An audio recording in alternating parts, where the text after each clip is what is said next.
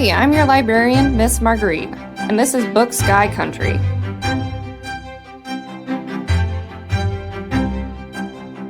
Today we are talking to Kathleen Ralph. Not only is she on our library board, but she's also an avid snowshoer and cross-country skier.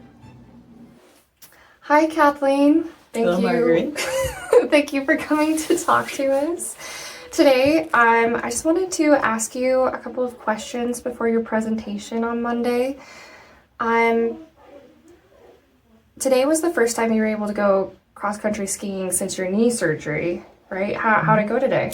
It went wonderful. I was so happy to be on skis, and my knee didn't bother me at all. I even practiced getting up after a pretend fall. So I'm all set to hit the trails. That's always good. I've never gone cross country skiing, but I always do a pretend fall when I go downhill skiing. I didn't know I was the only one who did that. No, it's a good idea. It's a you good gotta practice. know how to get up. Sure. So I wanted to let our patrons know maybe a little bit more about you. So where did you grow up? I grew up in Chicago. For the first 8 years, we were inside the city. And then we moved out to the suburbs. And so I grew up there until I went away to school to Michigan State. Oh, wow. Mm-hmm. So you're someone who's worn a lot of hats in your life. Can you tell me about some of the jobs and stuff you've had? Okay, well, I worked for different levels of government. I've worked for the city of Chicago as a planner, and working on homelessness under Harold Washington, the first black mayor of Chicago. And I also worked for the Census Bureau. I helped with the 1980 census. Wow. So, and then I have, from the planning department, I went to work overseas to UNICEF. I was with UNICEF for 7 years. 4 in Bangladesh, where I met my husband, and 3 in India, where we got married, and I had my son. Wow. And then from India, we went to Turkey, and I basically was not working. I did a lot of volunteer work. Mm-hmm. And then we retired to Montana, the last best place. Wow, it's amazing. After living in all those different places that you chose here. Well, one of the big attractions was few people. We were so tired of big cities. Big cities, millions. lots of people. I mean, Dhaka now is like one of the largest cities in the world with 20 million people. So I can't even imagine. No, it's yeah. So this was heaven. Really? You are also an avid snowshoer and cross-country skier.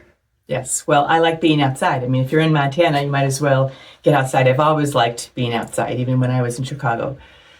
Biking, and we started cross-country skiing there a little bit.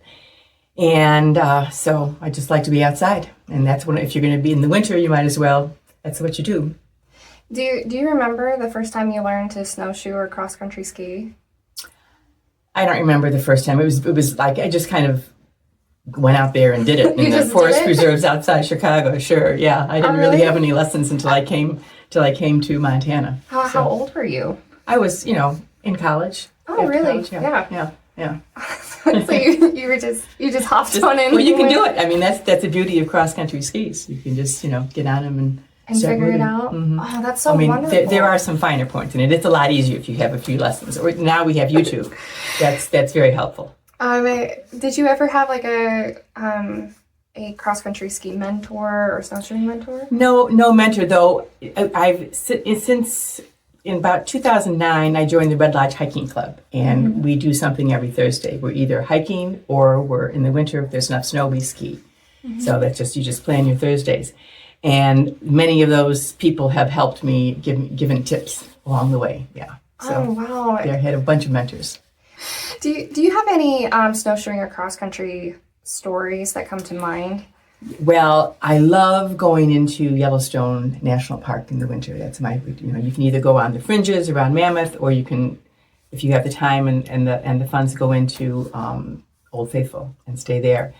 And I just love the park because there's bison around, and sometimes you can see wolves, and there's not many people around. Wow. It's just beautiful. Being in the park in the winter is so beautiful, but I've only ever been able to experience it from the roads. Can't imagine being able to go off trail, especially in the wintertime. Well, I mean, off the beaten path. Yeah. What equipment is often overlooked with winter sports? It's kind of hard to overlook equipment because you need the skis, you need the boots, you need the poles. Mm-hmm. But I think one of the things that people need to think about is the clothes. Yeah. Because you need, layers is the way to go. Yeah. So and natural fabrics are things that will wick moisture away from your body because you can really work up a sweat. And then when you stop, you cool down. And that would be terrible in the wintertime. Yeah, I can say one thing I've learned from moving to Montana is layers, layers, layers.